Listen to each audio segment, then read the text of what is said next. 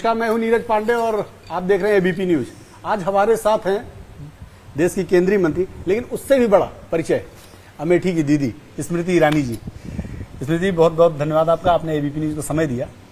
मेरा पहला सवाल आपसे यही है कि आप बेटी बन के आई थी, दीदी बन गई, अब तो निवासिनी भी बन गई, क्योंकि हम जहाँ बैठे हैं ये आपका अपना मकान है। मैंने अमेठी की जनता से एक वादा किया था कि अमेठी के राजनीतिक इतिहास में कभी भी अमेठी के सांसद ने अपना यहाँ कभी घर नहीं बनाया, और मेरा संकल्प आज इस घर के बनने से पूरा होता है। अभी अधूरा है। मैं आधा अधूरा तो पूरा जीवन है, जीवन भी पूरा नहीं हुआ, लेकिन हाँ, घर जल्द पूरा हो जाएगा। लेकिन मेरा संकल्प कम से कम ये पूरा हो गया कि अपने परिवार के लिए अपने घर की नींव यहाँ पर मैंने रखी। और परिवार से मेरा मतलब वो नहीं जिनसे खून का रिश्ता है मात्र, बल्कि वो जिन्होंने मुझे अब दीदी कहा है अमेठी में। अमेठी की पहचान कई बार राहुल गांधी, गांधी परिवार, अब आपसे और भारतीय जनता पार्टी से भी हो रही, लेकिन राहुल गांधी परिवार की अमेठी और स्मृति की अमेठी में क्या अंतर है? देखिए, भाजपा और कांग्रेस की अमेठी में जमीन आसमान का फर्क है। आज जब आप यहाँ आए हैं तो बोइंग नाम की एक विश्वविख्यात कंपनी ने सीटी स्कैन की मशीन अमेठी को समर्पित की। यहाँ पर रूम टू रीड नाम की एक संस्थान ने स्कूली बच्चों के लिए पढ़ाई के लिए, सिर्फ स्कूली पढ़ाई नहीं बल्कि वैसे ही किताबें पढ़ने की व्यवस्था को यहाँ पर बोइंग के सौजन्य से सुदृढ़ किया। लेकिन बोइंग का यहाँ पर कोई व्यवसाय नहीं है। मेरा ये मानना है कि जब गांधी परिवार ने यहाँ पर अपनी राजनीतिक पृष्ठभूमि रखी, मेरा ये अनुमान है कि उनका दृष्टिकोण कभी भी अमेठी का उत्थान नहीं था। उनकी 3 पुश्तों ने यहाँ पर गरीबों के झोपड़ियों में जाकर निश्चित रूप से अपनी फोटोज़ खिंचवाई, निश्चित रूप से खाना खाया। मेरा शायद कहने का ये तात्पर्य सही होगा, दे रोमांटिसाइज्ड पॉवर्टी, कि गरीब रहना एक उत्तम विचार है। और मोदी की अमेठी में, योगी की अमेठी में फ़र्क यह है कि एस्पिरेशन जो है, एक संभावना जो है उत्तीर्ण होने की या नए आसमान छूने की, वो समाज के हर वर्ग के हर व्यक्ति की अब न सिर्फ अभिलाषा बची है बल्कि उनके जीवन का एक अभिन्न अंग है।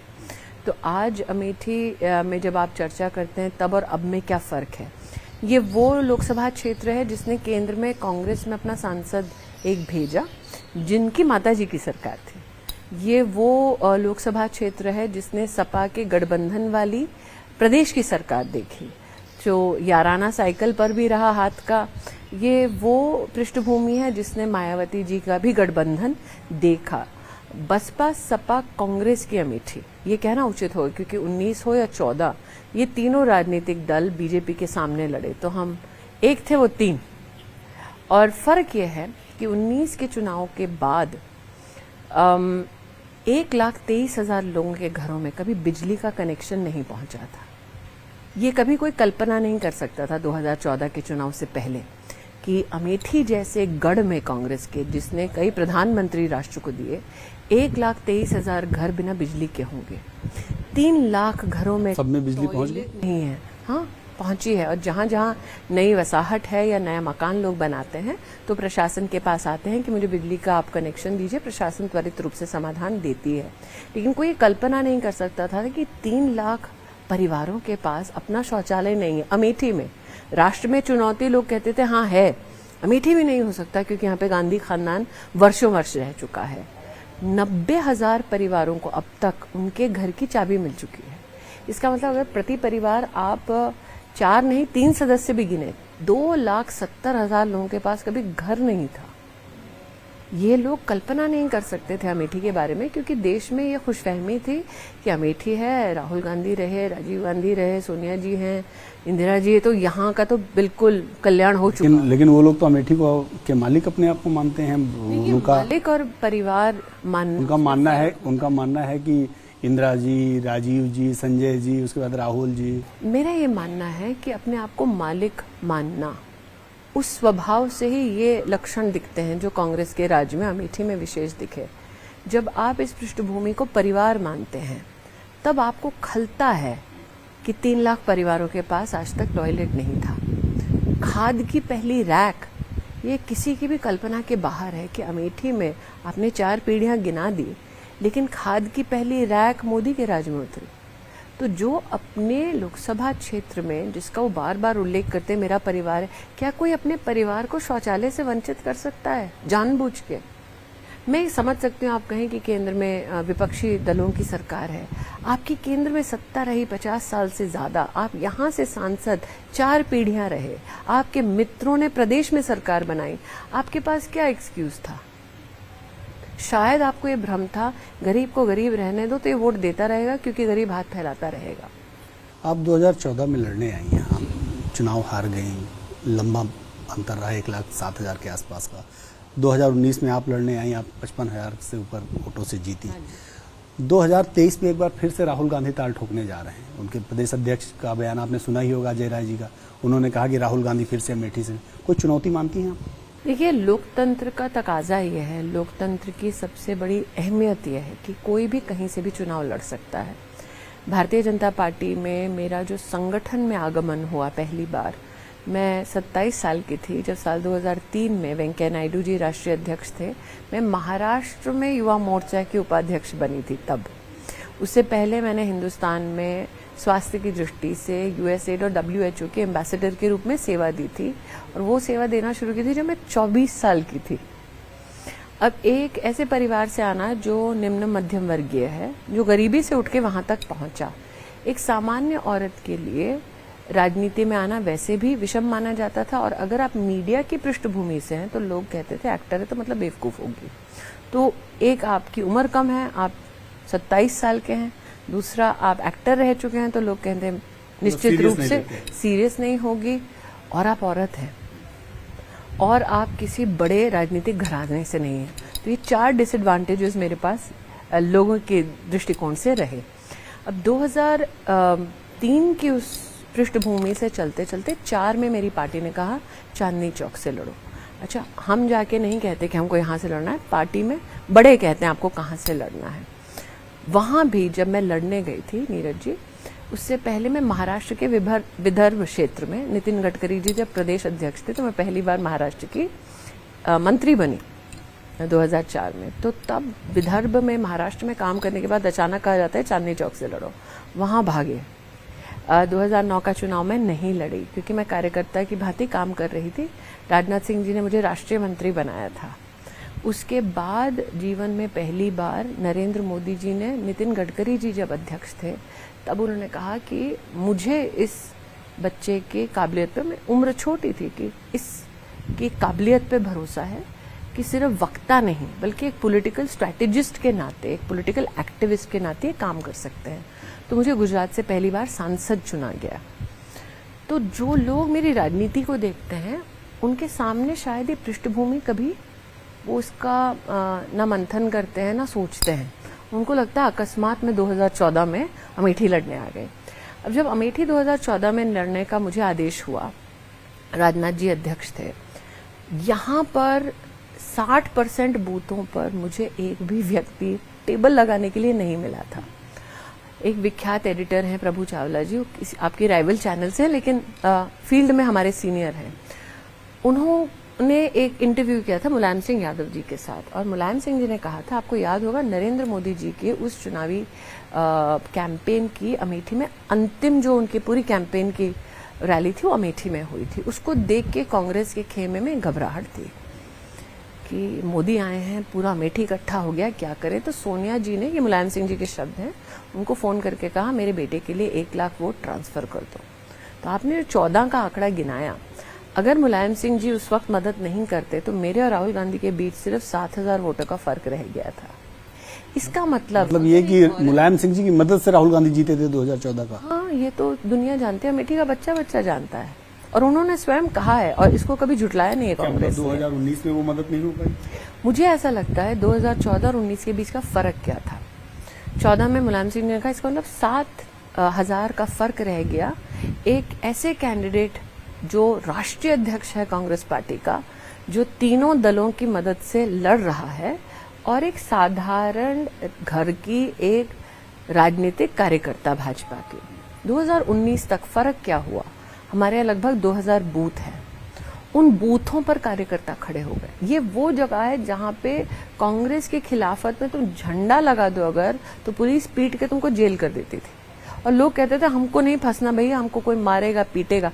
14 में अगर आप चाहें तो मेरा ट्वीट एक है, उसको आप अगर निकालें कभी रिसर्च की दृष्टि से, उसमें रात को 12 बजे मैंने लिखा है कि जगदीशपुर के गांव में मेरे कार्यकर्ताओं को नशे की हालत में पूरे गांव को पुलिस ने मोदी की रैली के बाद घेर लिया है, गांव से भाजपा के कार्यकर्ताओं को निकाल के पीट रहे हैं। 2014 का वाकया है। मतलब बीजेपी के लोगों के खिलाफ गुंडागर्दी होती थी। जी जी, 14 में केंद्र में आपको याद दिला दूं, कांग्रेस की सरकार थी और प्रदेश में सपा की सरकार थी, और ये मेरा तब का बयान है जो आज भी गूगल करेंगे या ट्विटर देखेंगे तो आपको मिलेगा।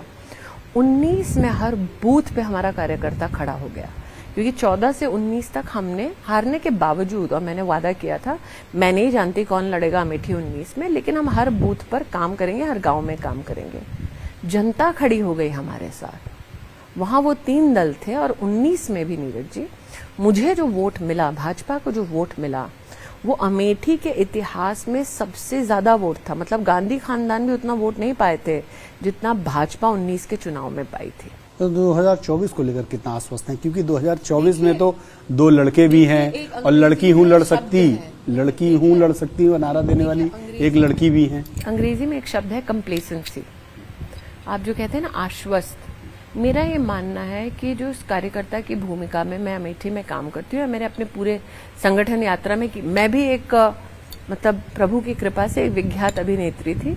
मैं कह सकती थी कि भाई मैं ऐसी वाली राजनीति करूंगी, मैं 1-2 डायलॉग्स बोलूंगी, मैंने नहीं किया। मैंने संगठन में पूरी निष्ठा के साथ जितना संभव था मेरे लिए मैंने काम किया, और संगठन में पायदान दर पायदान में काम करने के बाद मेरे नेतृत्व ने यहाँ पहुंचाया। उसके पीछे कारण यह है कि मैं कभी कंप्लेसेंट नहीं रही, आराम से आश्वस्त नहीं रही। एक संगठन की पृष्ठभूमि में एक व्यक्ति को इतना काम मिलना, मौका मिलना, हम दुनिया की सबसे बड़े राजनीतिक दलों में से हैं, तो उसको लाइटली नहीं लेना चाहिए, ना ही चुनाव को। 2022 में आप लड़की हूं लड़ सकती हूं या परिवार की बात कर रहे हैं, 2022 में परिवार के पास ही प्रभार था अमेठी में चुनाव लड़वाने का, विधानसभा। हाँ, श्रीमती वाड्रा के पास पूरा परिवार लड़ रहा था, और अमेठी में तो विशेष गांधी खानदान साथ साथ आ रहा था, रैलीज कर रहे थे, बहुत सारे कार्यक्रम उन्होंने किए। 2022 तक हर बूथ पर मेरे पास 10 कार्यकर्ता थे, मतलब 20,000 कार्यकर्ता पूरी अमेठी में थे। 5 विधानसभाएं हमारी, 4 में कांग्रेस की जमानत जब्त हुई, 5वीं में 66,000 वोट मिला जगदीशपुर में। अगर आप पूरा टोटल 2022 के चुनाव का कांग्रेस पार्टी का निकाल लें, वो है 1,40,000 के लगभग। राहुल गांधी को 2019 में 4,13,000 वोट मिले थे, और अगर आप 2022 का आंकड़ा देखते हैं तो वो ढल के 1,40,000 तक है, तो 3 लाख वोट उनका छूट गया था। तो अगर कांग्रेस पार्टी, मतलब चुनौती नहीं, अगर राहुल गांधी चुनाव लड़ने आते भी हैं 2024 में, मैंने दोबारा कहा, कंप्लेसेंसी या लोकतंत्र के प्रति अनादर कि हाँ ठीक है जो भी आएगा, वो घमंड मुझ में नहीं है। मैं जो आपको बात कह रही हूँ वो गणित के और यहाँ पे अनुभव के आधार पे कह रही हूँ। 2022 तक हमारे यहाँ बूथों में और आज भी 60,000 कार्यकर्ता है। तो जब हम 10,000 थे तब हम जीते, आज हम 60,000 हैं। तो मतलब जीत के लिए आश्वस्त।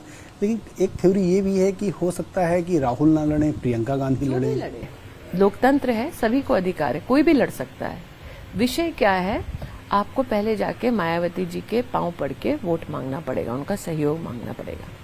फिर जिस मुलायम सिंह जी को आपने कभी भोजन के लिए बिठाया नहीं, उनके बेटे के पास जाके आपको झुकना पड़ेगा। वो झुके, वो उनकी जरूरत है। लेकिन मेरा ये मानना है, भारतीय जनता पार्टी की अमेठी की सबसे बड़ी उपलब्धि क्या है? 19 में हमने भारत के राजनीतिक इतिहास में पहली बार कांग्रेस के अध्यक्ष को हराया। वो तो इतिहास बन चुका है, उसको तो पलट नहीं सकते। 22 के चुनाव में भारतीय जनता पार्टी ने 4 सीटों पे कांग्रेस की जमानत जब्त की, उस इतिहास को नहीं बदल सकते। भारतीय जनता पार्टी ने जिला पंचायत का अध्यक्ष चुनवाया अमेठी में, जो कभी नहीं हुआ। आप जिस क्षेत्र में आज बैठे हैं, गौरीगंज, जब से यहाँ की नगर पालिका बनी है तब से लेकर आज तक बीजेपी कभी चुनाव नहीं जीती थी, अब जीती है। मुसाफिर खाना, जब से मुसाफिर खाना की नगर पालिका बनी, कभी नहीं जीते थे, जीते हैं। 2 MLC हैं, इनफैक्ट MLC के चुनाव में वोट देने वाली मैं पहली सांसद हूँ। मतलब भाजपा के कैडर को अमेठी में लीडर मिल गया। भाजपा का लीडर एक ही है, नरेंद्र मोदी। भाजपा का अध्यक्ष एक ही है, नड्डा जी। लेकिन भाजपा की ये फितरत रही है, स्वभाव रहा है कि संगठन को जितना हम सशक्त करते हैं उतना ही जनता से हमारा संपर्क और संवाद और बढ़ता है। स्मृति जी, एक बड़ा हाइपोथेटिकल क्वेश्चन है कि यदि पार्टी आपकी कहती है कि स्मृति जी आपको कल वायनाड से चुनाव लड़ना है 2024, तो तैयार हैं आप? ये हेडलाइन के लिए बहुत अच्छा है। अब मेरा ये मानना है कि पार्टी कहाँ से किसको लड़ने को बोलेगी ये ना आप जानते हैं ना मैं जानती हूँ, इसीलिए मैंने पहले कहा। लेकिन मैंने आपको नीरज जी जो मेरा राजनीतिक जीवन अभी समझाया, मेरा राजनीतिक जीवन तब भी था जब मैंने राहुल गांधी के खिलाफ चुनाव नहीं लड़ा। और मात्र राजनीति में मेरा योगदान नहीं, मेरा मीडिया की दृष्टि से भी योगदान रहा जब मेरा कोई गांधी खानदान से सरोकार नहीं था। गत 9 वर्षों में अगर आप मुझे मंत्री के नाते देखें, मैंने लगभग 7 अलग अलग कानूनों को दोनों सदनों में सर्वसम्मति से पारित कराए। अब आप क्योंकि पार्लियामेंट भी कवर करते हैं, आप जानते हैं कि सर्वसम्मति से सभी राजनीतिक दलों से 7 बिल पास करवाना आसान नहीं है। आपने पार्लियामेंट कोई भी लेजिस्लेटिव मूवमेंट करना, चाहे बिल का विड्रॉल हो, चाहे इंट्रोडक्शन करके पास कराना हो, 5-6 ऐसे काम करने में बहुत मुश्किल होती है। ये मैं कर चुकी हूँ। आज हमारे देश की जो शिक्षा नीति है उसमें मैं योगदान दे चुकी हूँ, फाउंडेशनल डॉक्यूमेंट कर चुकी हूँ। आज हमारे देश में जब विपदा आई पैंडेमिक की, प्रधानमंत्री मोदी के निर्देश में, उनके नेतृत्व में पीपीई सूट हमारे देश ने कभी नहीं बनवाया था। टेक्सटाइल मंत्री के नाते मैं ये कर चुकी हूँ। आज डिजिटल जमाना है, हमारे देश में पहला मूक्स प्लेटफॉर्म की उच्च शिक्षा डिजिटली व्यवस्था हो वो मैं 2014-15 में कर चुकी हूँ। और जब प्रधानमंत्री ने लाल किले के प्राचीर से आह्वान किया था कि हर स्कूल में लड़कियों के लिए अलग से टॉयलेट बनवाया जाए, तब शिक्षा मंत्री मैं थी। तो जो लोग ये सोचते हैं कि मेरा पूरा जीवन गांधी खानदान केंद्रित है, बड़ी विनम्रता से उनसे कहना चाहती हूँ, आज मैं 47 ईयर्स ओल्ड हूँ और मैंने इतने सारे अपने राष्ट्र के लिए समर्पण की भावना से अपने नेतृत्व के आदेश अनुसार काम किया। जहां तक गांधी परिवार का सवाल है, उनकी मैं दुखती रग हूं। जिस बेटे को उनकी माताजी एक अलग दृष्टिकोण से देखती है, उस बेटे को मात देने वाली साधारण परिवार की मैं औरत हूं। स्मृति जी, आपने चूंकि पार्लियामेंट का जिक्र किया, हम लोगों ने अक्सर देखा कि जब भी आप पार्लियामेंट में बोलने के लिए खड़ी होती हैं या कोई विषय होता है तो अचानक आप पर बड़ा तेज अटैक होता है। और अक्सर ये कहा भी जाता है कि गांधी परिवार सामने होता है तो स्मृति ईरानी जी खुद आक्रामक हो जाती हैं।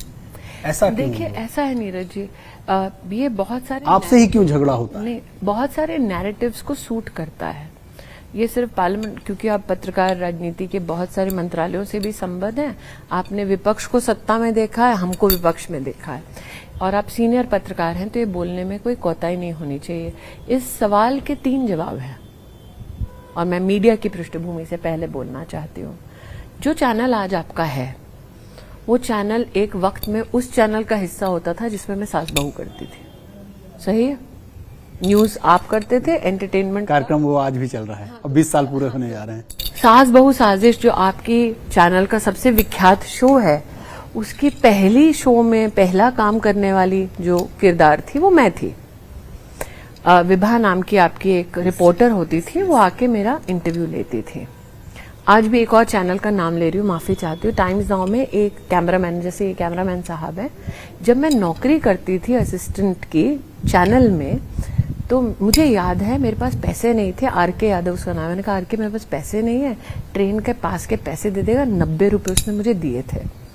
आज जब विभा मुझसे बात करेंगी तो उन्हें इस बात का घमंड नहीं होगा, रे छटाक भर की एक्टर थी, अब कैबिनेट मंत्री बन के नीरज पांडे के साथ सीरियस न्यूज का इंटरव्यू कर रही है।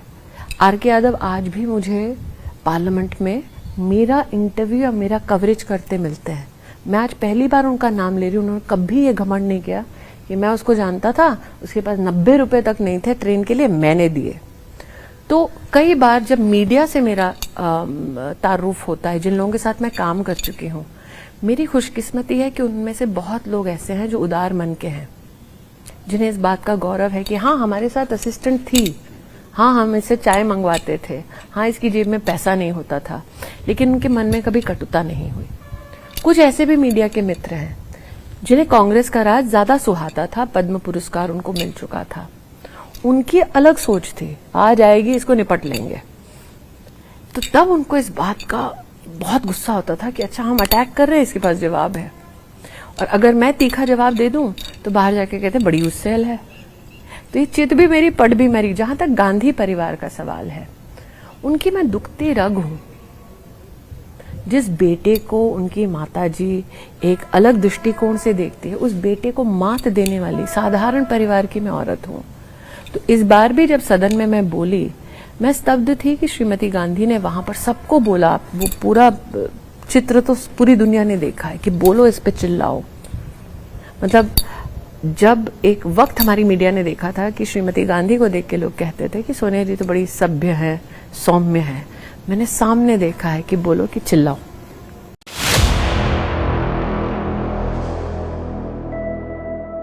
ये सत्य है, लेकिन वो सत्य को स्वीकार नहीं करना चाहते। मेरा प्रश्न ये है कि जब जनवरी 2014 में ये महंगाई के दर थे, तब तो कोई कोविड नहीं था, घोटालों में पैसा गया था ना। एक और भी बड़ी चीज हम लोगों ने अक्सर देखा है, चूंकि एक आपका फोटो बहुत पुराना हमेशा आ जाता है जब भी सरकार को टारगेट करते हैं महंगाई के विषय पर। हाँ जी। तो अक्सर आपका वो सिलेंडर वाला फोटो विपक्ष सामने लेकर आ जाता है कि महंगाई पर अब क्यों बात नहीं हो रही। तो क्या आपको लगता है कि विपक्ष सरकार को घेरते घेरते हमेशा आपको फ्रंट पे क्यों रखता है? फोटो आपकी, विपक्ष का हमला सरकार पर। विपक्ष नहीं, कांग्रेस पार्टी, इसको थोड़ा बदलना पड़ेगा। ठीक है, कांग्रेस, क्योंकि विपक्ष नहीं, कांग्रेस पार्टी, क्योंकि विपक्ष के बाकी दलों को पता है कि मैं पेट्रोलियम मंत्री नहीं हूं। लेकिन कांग्रेस पार्टी मुख्यतः मेरे फोटोग्राफ का इस्तेमाल करती है, जो धर्मतला वेस्ट बंगाल की फोटोग्राफ है। मेरा 2-3 इस विषय पे बोलना है। एक, अगर आप जनवरी 2014 जब यूपीए की सरकार थी, तब सिलेंडर का दाम निकाल लें तो वो दाम आज के दाम से ज्यादा था। ये तो सत्य है। अगर आप 2012 से लेकर 14 तक इन्फ्लेशन का आप अगर नंबर निकाल लें तो 28 में से 22 महीने इन्फ्लेशन की दर, महंगाई की दर आज के दर से ज्यादा है। कुछ महीने तो डबल डिजिट रही है। लेकिन कांग्रेस कभी भी सत्य के संदर्भ में चर्चा नहीं करती। 2009-10 का अगर आप कांग्रेस का इतिहास आर्थिक उठा के देख लें, तब 1,30,000 करोड़ से ज्यादा ऑयल का बॉन्ड निकालते वक्त मनमोहन सिंह जी ने कहा था कि आने वाली पीढ़ी पर ये मैं आर्थिक बोझ छोड़कर जा रहा हूं। 2026 तक उस बोझ को उतारते उतारते मोदी सरकार को 3 लाख करोड़ रुपया देना पड़ेगा। 2014 में प्रधानमंत्री जी ने आह्वान किया था, अगर आप अपनी सब्सिडी छोड़ सकते हैं, गरीब के लिए छोड़ दें। 1 करोड़ लोगों ने प्रधानमंत्री का सहारा दिया। 8 करोड़ लोगों को आप उज्ज्वला, लेकिन आप उज्ज्वला 2 का नंबर देखेंगे तो लगभग 9 करोड़ 60 लाख महिलाओं को, गरीब महिलाओं को सिलेंडर मिला। ये चर्चा कांग्रेस कभी नहीं करेगी। रेगुलेटर, स्टोव और सिलेंडर का आपको याद है, एक जमाने में हम लोग सिक्योरिटी डिपॉजिट देते थे। भारत सरकार 3,600 रुपए का वो पूरा खर्चा अपने सर पर लेती है और 12 सिलेंडर का रिफिल 200 रुपए प्रति रिफिल देती है, मतलब 2,400 रुपया। ठीक है, 3,600 और 2,400 रुपया अगर आप पकड़े तो हो गया 6,000 रुपया। 9 करोड़ 60 लाख गरीब औरतों को सिर्फ सिलेंडर के लिए भारत सरकार ये व्यवस्था करके देती है, प्लस 3 लाख करोड़ का कर्जा जो मनमोहन सिंह जी ने लिया वो भी भरती है। लेकिन ऐसा नहीं है कि इस विषय पर हमने चर्चा नहीं की। उनका शोर जब भी होता है मुझ जैसे, और आप पहले पत्रकार नहीं है जिसको मैंने ये विश्लेषण दिया है, ये सत्य है, लेकिन वो सत्य को स्वीकार नहीं करना चाहते। मेरा प्रश्न ये है कि जब जनवरी 2014 में ये महंगाई के दर थे, तब तो कोई कोविड नहीं था, घोटालों में पैसा गया था ना। लेकिन बार बार केवल सिलेंडर ही नहीं, दूसरे जो विषय हैं, चाहे खाद्य पदार्थ हो, चाहे टमाटर हो, चाहे प्याज हो, हाँ यस, तो वो सीरियल, तो क्या आपको लगता है कि महंगाई दर बढ़ी नहीं या महंगाई बढ़ी नहीं? ऐसा है, किसी ने भी इस विषय पर ये नहीं कहा कि देश में क्या विदेश में भी कोविड के बाद आर्थिक परिस्थितियों की दृष्टिकोण से बहुत सारी चुनौतियां आई हैं। कांग्रेस पार्टी बार बार कहता है 13 रुपए प्रति माह आप चीनी क्यों नहीं दे रहे। अरे 12,900 रुपए, अगर आप सिर्फ जो अनाज मुफ्त का मिलता है उसी को टोटल कर ले तो 12,900 रुपए प्रति वर्ष दिया जाता है। अब जनता क्या कही, मुझे 13 रुपया चाहिए कि 12,900 रुपया चाहिए? कांग्रेस पार्टी क्या कहती है हर बार? राहुल गांधी आके कहते हैं हम न्याय स्कीम लाएंगे, यही कहती है ना। न्याय स्कीम क्या है कि हम 5 करोड़ लोगों को 72,000 रुपए देंगे। कांग्रेस पार्टी ये कहती है, आपको आज मैं गिनवा देती हूँ, 10 करोड़ परिवार मतलब 50 करोड़ लोगों को नरेंद्र मोदी साल में 5 लाख रुपए का मुफ्त का इलाज देते हैं। 1,20,000 रुपए का घर का काम, जो घर बनाने का पैसा वो देते हैं। 6,000 रुपया वो किसान को हर साल देते हैं। गर्भवती औरत है तो मातृ वंदना योजना के अंतर्गत उसको 6,000 और मिलता है। 12,000 मिलता है टॉयलेट बनाने का। वैक्सीन में अगर एक डोज 600 रुपए की है तो कम से कम 2 या 3 डोज तो लगाए सब। तो मैडम ये फ्री भी नहीं मैं है? वही तो नहीं, बिल्कुल नहीं। आप क्या चाहते थे कि पैंडेमिक आ रहा है, लोगों को अपने देश में हम मरने देते, लोगों को भूखा रहने देते? क्योंकि इसी बात को लेकर विपक्ष बार बार, कांग्रेस हमेशा कहता वही कह है रही कि आप कांग्रेस हम क्या पे कह आरोप रहा है? लगाते हैं और कांग्रेस आप क्या खुद कह बांटते रहा हैं है कि गरीब को अनाज मुफ्त में ना दो। जब कोविड आया कांग्रेस ने तब क्या कहा कि विदेश से वैक्सीन लाओ। मोदी ने क्या कहा, देश में वैक्सीन बनाओ। करेक्ट? कांग्रेस ने तब क्या कहा? अरे आप अमेठी की बात ले ली नीरज जी, इतना रोना धोना किया उन्होंने कि अमेठी मेरा परिवार है, रायबरेली साथ में है, पलट कर एक बार नहीं आए, कोविड में नहीं आए। परिवार में कोई अपनों को अकेला छोड़ देता है मरने के लिए? अमेठी एकमात्र क्षेत्र है जहां पे मैं धड़ल्ले से कह सकती हूँ ऑक्सीजन की कमी की वजह से एक मृत्यु नहीं हुई। क्यों? सांसद सड़क पे था जब मौत मंडरा रही थी। आप वो तो हम लोगों ने देखा कि आप कोरोना के समय पे आप 7 वाली लोकसभा में देखिए, नहीं आते ये लोग। और मैं आज बोल सकती हूँ अमेठी, सिर्फ अमेठी और भाजपा के कई सांसद आपको कई आंकड़े गिनवा सकते हैं। नीरज जी, तब मैं पीपीई सूट वाला काम कर रही थी, इसका मतलब ऐसा नहीं था कि मेरे पास समय था बहुत, लेकिन तब मैंने सांसद के नाते अमेठी में 70,000 अमेठी के लोगों को घर वापस पहुंचाया भारतीय रेल और उत्तर प्रदेश के प्रशासन की बसों के माध्यम से। स्मृति जी, राहुल गांधी इस समय लद्दाख के दौरे पर हैं, आज कारगिल में थे। उन्होंने तो मानते नहीं थे कारगिल की विजय हमारा विजय दिवस था। वो तो अलग विषय है, लेकिन आज का विषय बहुत इंपॉर्टेंट है। आप क्या मानते हैं? 2024 में हम नरेंद्र मोदी को हरा देंगे, उनका ये कॉन्फिडेंस। 2014 में भी बोला था ना, 2019 में भी बोला था, आज बोल रहे हैं तो क्या फर्क है? नहीं, लेकिन इसके साथ उन्होंने आरोप भी लगाया है कि लद्दाख एक बड़ी ही स्ट्रेटेजिक जगह है और चीन हमारे घर में घुस आया है, लेकिन प्रधानमंत्री देश को गुमराह कर रहे हैं, उनका कहना है। नेहरू जी ने क्या किया वो देश जानता है। राहुल जी को क्या लगता है देश पढ़ता लिखता नहीं है क्या? हम जानते हैं नेहरू जी ने कैसे जमीन दे दी, कहा कि वो घास का एक पत्ता नहीं उगता। ये सब गूगल करके जो आज की जनरेशन है, अगर उसने वो ना देखा हो, पढ़ा हो, वो जाकर देख सकते हैं। विषय क्या है? मान लीजिए मैं आपको रिपोर्टर की भूमिका नहीं, वोटर की भूमिका से पूछते, आप मुझे बताइए राहुल गांधी का आर्थिक दृष्टिकोण क्या है? आपको पता है? राहुल गांधी कहते हैं मेक इन इंडिया बकवास है। मेक इन इंडिया का मतलब क्या है? हिंदुस्तान अपने प्रतिभा के बल पे अपने देश में मैन्युफैक्चरिंग कर सकता है। उस नेता को हिंदुस्तान की काबिलियत पे भरोसा नहीं है।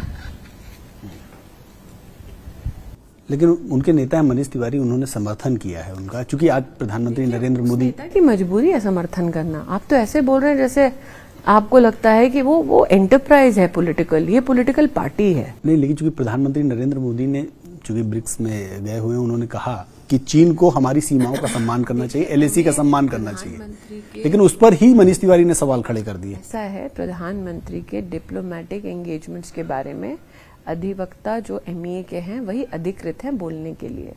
अब ये राहुल गांधी की पार्टी तो नहीं है, बिना जानकारी के अथवा बिना अधिकृत प्रवक्ता के कोई कुछ भी बोल दे। जैसे दिल्ली में आपने देखा, एक प्रवक्ता कांग्रेस का कह रहा है हम सब लड़ रहे हैं, फिर दूसरा कांग्रेस का नेता आके कह रहा है प्रवक्ता के पास अधिकार नहीं है, फिर तीसरा नेता आकर कह रहा है कि नहीं साथ में लड़ रहे हैं, फिर चौथा नेता कह रहा है राहुल गांधी जी डिसाइड करेंगे। ये बीजेपी में इस प्रकार का विरोधाभास नहीं है। प्रधानमंत्री जी के डिप्लोमेटिक प्रोटोकॉल्स के बारे में और एंगेजमेंट्स के बारे में एक रिस्पॉन्सिबल संवैधानिक पद पर रहने की वजह से मेरा ये मानना है कि एमईए अपना वक्तव्य देगी।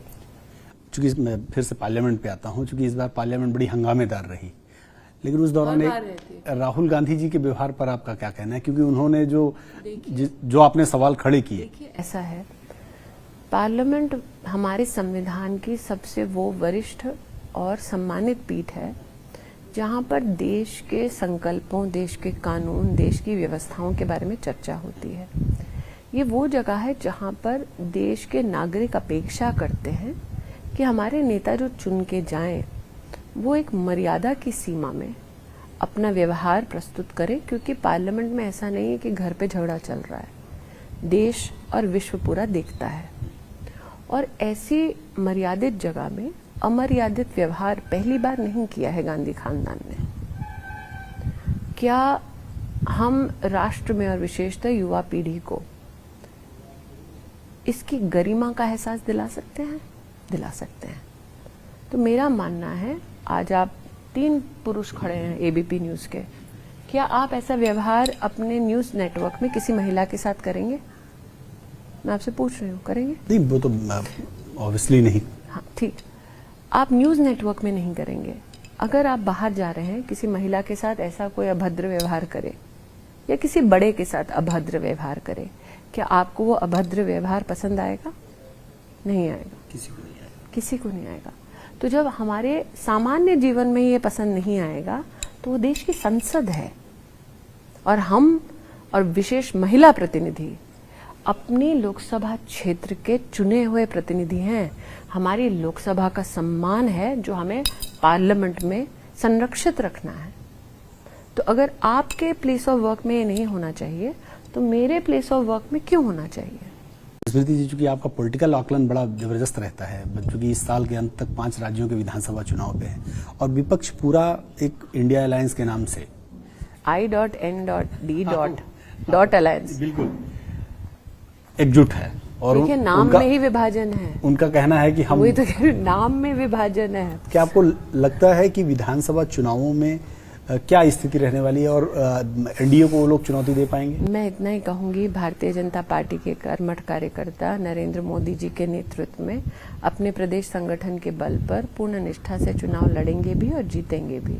लेकिन आप जिनकी बात कर रहे हैं वो बाकी राज्य तो छोड़िए, दिल्ली में ही आपको एक दर्शन दे चुके हैं या बंगाल में आपको दर्शन दे चुके हैं कि चाहे पब्लिक कंजम्पशन के फोटो ऑप के लिए उनके चित्र सुहाने लगेंगे, लेकिन भीतर गाह की उन्हीं को अपेक्षा है अपने ही लोगों से। हमारे देश के बड़े उद्योगपति हैं गौतम अडानी, अडानी ग्रुप। जब भी अडानी का जिक्र होता है वो सरकार को घेरने के लिए होता है। विपक्ष उनके बहुत सारे फोटो अशोक गहलोत जी के साथ है, ममता बनर्जी के साथ है, तमाम लोगों के साथ है, रॉबर्ट वाड्रा के साथ है। देखिए, मैंने पहली बार ऑन रिकॉर्ड पार्लियामेंट में इसलिए बोला क्योंकि कांग्रेस ने आरोप मढ़ा कि हम इनका नाम लेते हैं, बीजेपी में से कोई कुछ बोल नहीं सकता, देखा सब सख्ते में आ गए। ये सब मेलोड्रामा वो लोग करते हैं और गुजरातियों से पहले से ही गांधी खानदान को परहेज है। अब गौतम अडानी गुजराती हैं तो ये स्वाभाविक है कि उनको गुजराती पसंद नहीं है, तो ये वाला भी पसंद नहीं है।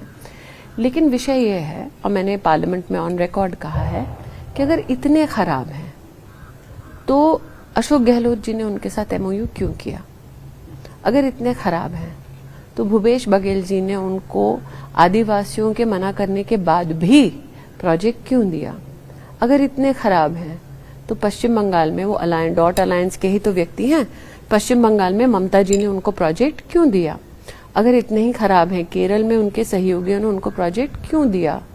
जब माताजी की सरकार थी उनकी, तो 72,000 करोड़ का लोन कांग्रेस की केंद्र की सरकार ने तब गौतम अडानी को क्यों दिया? और गौतम अडानी का पूरा धंधा जो है पोर्ट वाला, वो भी तब शुरू हुआ जब जमीन तब दी गई जब मनमोहन सिंह वित्त मंत्री थे। वो क्यों दिया? क्योंकि अगर आपको लगता है व्यक्ति ठीक नहीं है, फिर आपको क्या उससे संबंध बनाने चाहिए? तो जीजा जी उनके साथ चले तब ठीक है। अशोक गहलोत, ममता बंदोपाध्याय, भूपेश बघेल उनके साथ काम करे वो ठीक है। सोनिया जी उनको 72,000 करोड़ दें तब ठीक है। मनमोहन सिंह जी वित्त मंत्री के नाते उनको जमीन दे दे वो ठीक है। और वो स्वेच्छा से अपने देश में काम करे क्योंकि मोदी प्रधानमंत्री है तब ठीक नहीं है। ये मतलब केवल घेरने के लिए मेरी समझ में नहीं आता। आपको अडानी घेरना है, अंबानी घेरना है किसी को, लेकिन क्यों घेरना है? आप क्या चाहते हैं? हमारे देश में कोई भी व्यवसाय ना करे, हमारे देश में कोई भी काम ना करे, हमारे देश में गरीब की कतार बढ़ती रहे। ऐसे कैसे संभव है कि 13.5 करोड़ लोगों ने मोदी जी के कार्यकाल में गरीबी को पीछे छोड़कर एक नया आसमान छूना चाहा। हम जो भी बोल रहे हैं नीरज जी, आपको आंकड़ों के आधार पे बोल रहे हैं, मतलब रिटोरिक नहीं दे रहे। ये तथ्य हैं जो आप क्रॉस मैच कर सकते हैं। स्मृति ईरानी जी ने बहुत सारे मुद्दों पर हमारी उनकी बात हुई, बिना गुस्सा हुए उन्होंने पूरा इंटरव्यू कंप्लीट किया है। कैमरामैन मनोज अधिकारी के साथ नीरज पांडे, एबीपी न्यूज, अमेठी।